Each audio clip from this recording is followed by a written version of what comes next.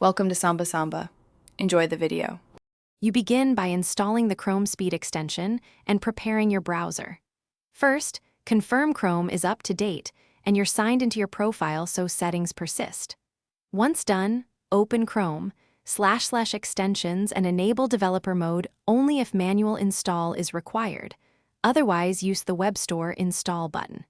Make sure pop-up blockers are off for the extension site. This ensures the extension can register permissions and initial settings will apply across devices when you sign back in. You now configure the extension's core options to match your workflow. Open the toolbar icon and choose Settings, then create speed presets like 0, 5x, 1, 5x, and 2x for quick switching.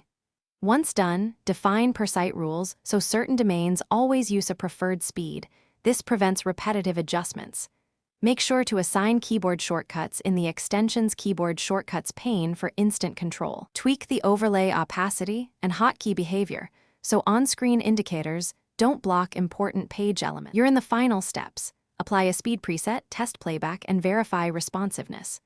Try several media types, video, audio, animations, to confirm smooth transitions and no audio drift. If you see stutter, pause and resume or switch presets. If playback acts up, disable per site rules temporarily, clear site cache, and reload the tab. As one key troubleshooting tip, toggle the extension off and on or reset its settings. This resolves permission or state conflicts in most cases.